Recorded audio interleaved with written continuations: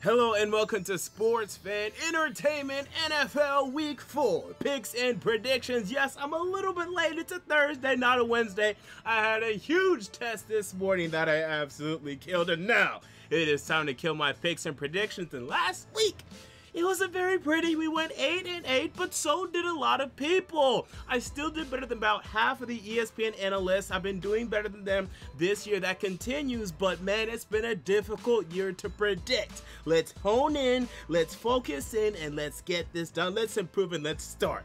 With the Thursday night football games, we have the Minnesota Vikings traveling to LA taking on the LA Rams. Man, I have the Vikings winning the Super Bowl, but man, they did not look good last week. They needed to get it together. They need to get their chemistry flowing, but I told you, in my Vikings season preview, I predicted this. Not it, then they're going to lose to the damn Buffalo Bills, but I predicted that they would get off to a slow start. I thought it was going to be offensively, and last week it was, but defensively, though, they're having their issues, and that concerns me.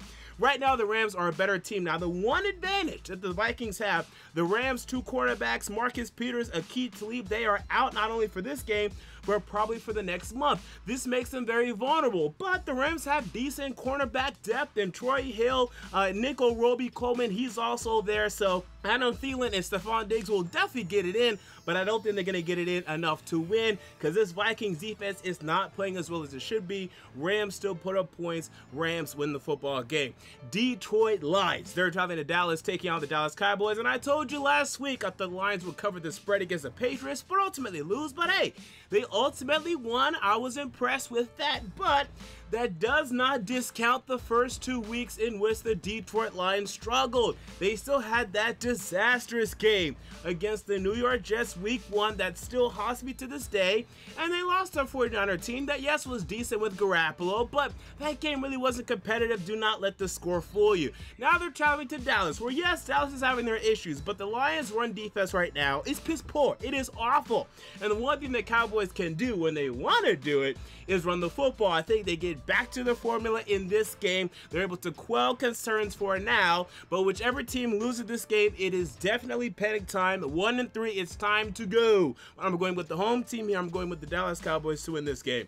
Buffalo Bills, they're traveling to Green Bay, taking on the Green Bay Packers. So they did it last week. They went on the road. They defeated an NFC North opponent none of us thought they would beat in the Minnesota Vikings. Can they do it again? Can the Buffalo Bills go on the road, face an NFC North opponent, and get it done again? I can't predict it, man. The Packers, they lost last week as well. I think they're going to be hungry to win this. And now the Packers aren't perfect. We saw that last week. You know, they're not a true Super Bowl contender, but they're still a playoff contender. With Aaron Rodgers at the helm, I'm picking him. Although maybe the Bills will make a bit of a run here, I still think they're one of the worst teams in the league until proven otherwise, and this might prove otherwise, but for now I'm going with the Green Bay Packers. Tampa Bay Buccaneers, they're traveling to Chicago, taking on the Chicago Bears. And man, the Bears almost lost last week in Arizona, but they got it done 16-14. But man, their offense is not going right now. And as one of the few people that had Trubisky as quarterback 1 last year, ouch! I'm waiting on him to pop off, but man, he's just not on Mahomes or Deshaun Watson's level, man. They are not letting him throw the ball around, and maybe just because they don't have confidence in him. Whereas the Bucs have a lot of confidence in Ryan Fitzpatrick, and you saw him come down to earth a little bit last week, but he still threw for over 400 yards. Our offense is still very dangerous. And although the Bucs defense is not, they're able to get some turnovers here and there. So really, because the Bears right now, their offense is not going, I got to go with the Bucs because I think Ryan Fitzpatrick will be prolific enough to get the victory. So give me the Bucs to go on the road and defeat the Bears. I told you they would lose last week to the Steelers, but I'll tell you right now, I think they're going to beat the Bears, who I have making the playoffs. Our next game, Miami Dolphins. They're traveling to New England, taking on the New England Patriots. And if the Dolphins want to truly solidify themselves as one of the best teams in the AFC, as one of the best teams in the AFC East, probably the best team in the AFC East, they would probably be solidified at this point if they go to New England and get the victory here. I mean, they'd be 4-0, New England 1-3, far and away the best team in the AFC East. But I can't see it, man. The Patriots are desperate. I expect Sony Michel to get involved offensively for him to begin to pop off. I expect to see a Josh Gordon appearance in this game. and the Patriots begin to figure some things out. I think the Dolphins still put up a significant amount of points on the Patriots, but the Patriots get it done in this one. New York Jets, they're traveling to Jacksonville facing the Jacksonville Jaguars. And look, I'll tell you myself as a Tennessee Titan fan, look, we whoop the Jaguars, right? We put them across our lap and we spank them. That's what we do. But outside of that, man, the Jaguars are dangerous and they get it done. I think they're headed to the Super Bowl if they don't face us. Hopefully they do. So I have them winning, man. I have them winning this game easily. Look, Sam Darnold was my QB1, but I told you he was going to struggle his rookie year. You're seeing that. His week 1 game was overrated. He threw for like maybe barely over 200 yards, had one really nice touchdown, and that was it. Had the pick 6. You're seeing, man, he's not as good as people as Colin Cowherd proclaims him to be. Rookie year, no. Eventually, yes, but he still needs to learn, and the Jaguar defense is going to eat him up. Give me the Jags win this one pretty easily. Next game, Philadelphia Eagles at the Tennessee Titans, and I was prepared to pick the Titans to win this game. I even tweeted. I think on Tuesday or Monday, I got the Titans winning this game. I said in my Titans recap, I got the Titans winning this game. But man, we have the Rashard Matthews situation, which is a whole ridiculous situation in and of itself. I'd make a video on that alone, but screw Rashard Matthews. You can follow my tweets at the MJ Take if you want to know my thoughts on that. The Eagles are going to neutralize the Tennessee Titans enough. I think we're going to do enough offensively. I'll say a significant amount, but it won't be enough to win the game. Because now you're talking about Corey Davis, Taywan Taylor, and that's it. I mean, I don't want to hear about Tajay Sharp. He hasn't done anything in over a year. I don't want to hear about Tajay Sharp. And now we're talking about Nick Williams and Darius Jennings, the tight end Jonnu Smith, who hasn't done anything. Our wide receivers have done nothing. Our receivers they've never been prolific. They've never had any sort of production ever. And now we're supposed to go defeat the Philadelphia Eagles with Carson Wentz coming back to town. Alshon Jeffrey's healthy now. J.J. Although Rashard Matthews was not that integral to our passing game, at least he was going to require some coverage, right? Something to say we should have, some attention devoted to this guy. They're not going to care about Darius Jennings. Darius Jennings don't even know what plays to run. I'm not even convinced he can run the right routes. I'm damn well convinced Nick Williams can. So, it's going to be okay, but it's not going to be the victory I thought it could be. I thought this could have been an upset, but no, the Eagles come to Tennessee and they get the victory. I think it's still going to be close, but the Eagles are now decidedly better, and we're not going to have any trickeration to prove otherwise. All right, next game, Houston Texans. They're traveling to Indianapolis, taking on the Indianapolis Colts. And look, Texans fans, they were upset with me because preseason I had them going 7-9. Well, that's what we're hoping for right now. In order to go 7-9, the Texans must go 7-6 from this point forward, and they still might because their schedule's not very difficult. I said that last week, and they lost to the 0-2 Giants, so who the hell knows? I think they're going to win this one. Look, Andrew Luck is not throwing downfield. He had to throw 53 times in week 1 to throw for 310 yards. Past 2 weeks, he's thrown for about 160, 170 yards. He's not throwing downfield. The Texans defense should be able to take advantage of that, should I say in theory. And Deshaun Watson should be able to do enough against this Indianapolis Colts defense. Although Deshaun Watson is showing his struggles, he's still prolific in terms of passing yards. He still has a lot of production in terms of passing yards. He moves the ball down the field. Will Fuller's doing his thing. He's healthy right now. And so is DeAndre Hopkins. I think the Texans are a better team. I think they go on the road and they defeat the Indianapolis Colts here. But if they don't, 0-4. The fraud Watson, indeed. Next game, we have the Cincinnati Bengals. They're traveling to Atlanta, taking on the Atlanta Falcons.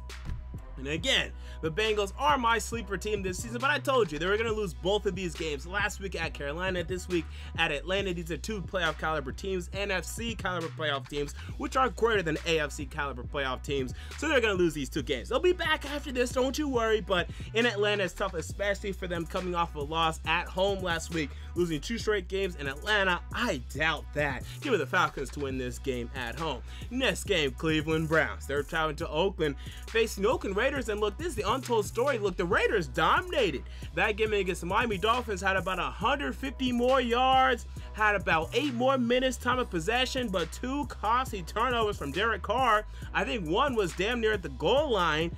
I mean, they're just making mistakes right now. I think Gruden can still coach. I know the story right now is that he can't coach. I think he can coach. I think he's horrible at personnel decisions. I think he needs to be taken off of personnel, give it back to Reggie McKenzie. The Browns are a better team. The Browns have a top 5 defense in this league. People, Myles Garrett is playing well. He's playing a top 5 pass rush in the league right now. You have Denzel Ward playing one of the best cornerbacks in the league right now. Still have Jamie Collins. Still have Larry Ogunjobi in the middle. He's showing up. He's starting to improve in the middle there. The Browns are dangerous. They're a better team defensively, and they may be a better team offensively. So give me the Browns to go to Oakland and get the victory. 2-1-1.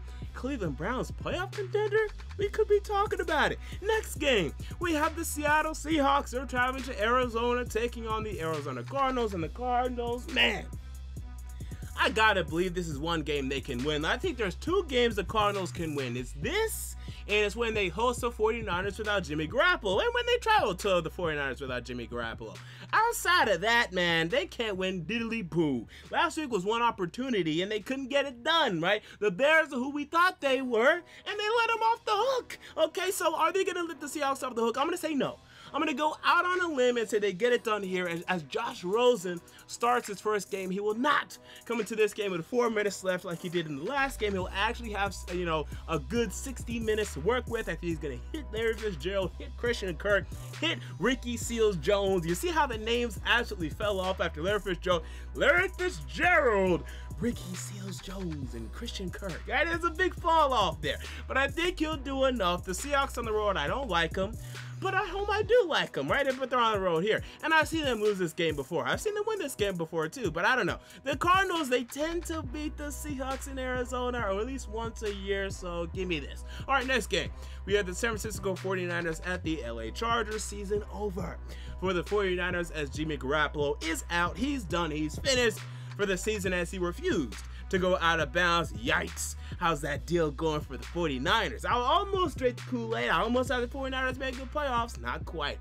Whew, missed out on that one.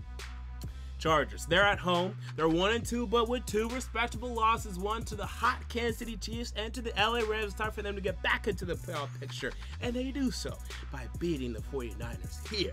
Next game, New Orleans Saints. They're traveling to New York, facing the New York Giants. Now, I still have the Saints missing the playoffs, people. I had them starting 2-1. I thought they were going to beat the Bucs week 1. I thought that was going to be something they were going to do, and obviously the Browns week 2. So it's still a 2-1 prediction, 2-1 start that I actually thought. This game, I'm not sure if I had it as a win or a loss, but regardless, I'm going to say it's a win here.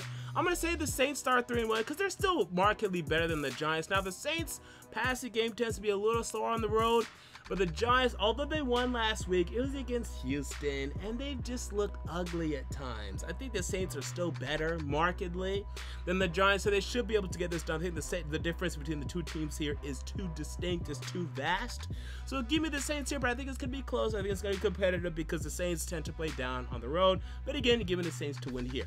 Next game, Baltimore Ravens. They're traveling to Pittsburgh, facing the Pittsburgh Steelers, who are back. Yes, my AFC Super Bowl participant is still alive, although I'm losing hope by the damn week, by the damn second. Damn it. For now, they're alive, and they're hosting the Ravens, which actually kind of scares me because the Ravens looked good last week. I told you they would, but hey, I also told you that was at home, and they're a different team on the road. These 2 teams will split. It's written in the book, okay? It's written in the Bible, in the book of Eli Manning, okay? It's written in the football book. The Ravens and the Steelers will split, okay? And it might be in Pittsburgh that the Steelers win. It could also be the Ravens. You don't know. All you know is it's going to be a split. Now, I'm going to go with the more likely scenario, and that's the Steelers win at home, Ravens win at home. So I'm going to go with the Steelers to win this one. But even if the Ravens win, do not forget the book of Eli. These 2 teams will split. All right, that's what God said on the 8th day. All right, next game. We have the Kansas City Chiefs. They're traveling to Denver, facing the Denver Broncos. And I told you, the Broncos are frauds. Do not let their 2-0 start fool you. It did some of you, and now it's time for them to come back down to earth. They beat the Seahawks and the Raiders. Who cares? At home also. Now they have the Chiefs at home, but the Chiefs are the hottest team in the league next to the LA Rams. Good luck with that. Patrick Mahomes still killing it, and he'll continue that on Monday Night Football. Give me the Chiefs to win this game. All right, we move on to this, my guarantees of the week, where, although I have not been doing great straight up, I've been killing it with my guarantees. Last week, 3-2, bringing me to a season record of 9-5 for my guarantees. Jesus Christ, I'm just giving out money. Let's do the same this week. We start with the Miami Dolphins +7. Yes, although I have the Patriots winning this game, the Dolphins might put the dagger in the Patriots, but regardless, it's an AFC East battle, a battle in which the Dolphins tend to compete with the Patriots, finish within 7 points. I expect the same result here. Give me the Dolphins +7. Minnesota Vikings +7 in an NFC East, or not NFC East, but NFC battle.